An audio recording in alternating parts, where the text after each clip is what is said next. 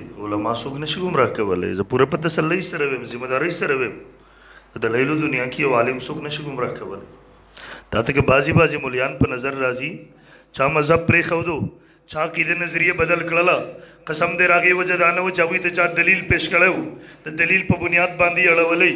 د هغې وجه دا نه وه چې هغوی تحقیق کړی و، حق ته رسېدلی و. د هغې وجه دا وه هغه غریبان مجبوریانو راغستی و، هغه مشکلاتو راغستی و، هغه مالي مجبوریانو راغستی و، هغه مالي مفاداتو لیونې کړی و. قسم دی که کله خبره د دلیل په دنیا کې شوله، بیا د جلاله مسلمان روره قسم دی بیا مور هغه بچي نه دي راوړي چې د دلیل په میدان کې د حضرت امام اعظم ابو حنیفه رحمه الله مذهب څوک غلط ثابت کړي. خبره کې کله د دلیل په دنیا کې شوله، بیا قسم دی مور هغه بچي نه دي راوړي چې د دلیل په دنیا کې د علماء دیوبند عقیده څوک غلطه ثابته کړي. ها تر اوسه نه دي راوړي او د قیامت د سبا پورې به رام نه وړي انشاءالله.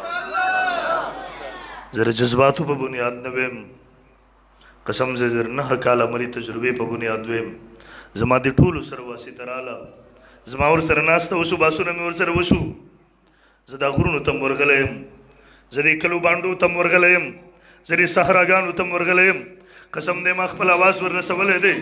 ما ورته ویلی دي زما قوم د مذهب عقیدې په نوم د یو بل سره مه جنګوه، زما په قوم کې د مذهب عقیدې په نوم انتشار مه پیدا کوه، زما په خاوره کې زما په وطن کې د مذهب عقیدې په نوم انتشار مه پیدا کوه. ها کله دلایلو میدان کې خبره کول غواړي، بیا یو ځل اواز ورکړه. انشاءالله د علماء دیوبند دغه روحاني بچې به قسم دی د شپې به هم درته لبیک وایي، د ورځې به هم درته لبیک وایي، جومات ته به هم درځي، مدرسې ته به هم درځي، حجرې بیټک ته به هم درځي. او الحمدلله 15 ځګونو کې ورغلی یو، ورسره مخامخ ناست یو. الله په فضل سره هغه سبق هم ورکړی دی چې انشاءالله دی به بیا د قیامت د سبا پورې خپل بچو نسل ته لیکل ورکړي، د قیامت د سبا پورې به ستا مذهب عقیده بیا نه چیلنج کوي انشاءالله. مونږ یې پېژنو مړه دی به ستا په مذهب سبا څوکي. دا علما ناست دي، مونږ سره مدرسو ته راشي، کم عقله 2-3 ورځې تېرې کړي، زوربای په دماغو کې نه راځي، په دماغو یې ورته درد چې مونږ نه وتښتي.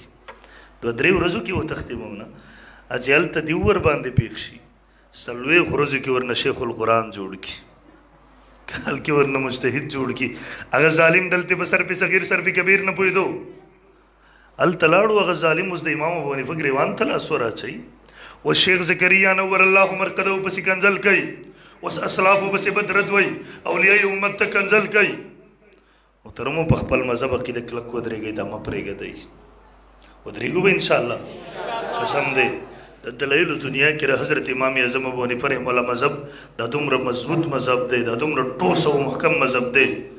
د دلایلو په دنیا کې د ده سره ډغره وهل قسم دی دا د غره سره سر جنګول دي، د غره سره.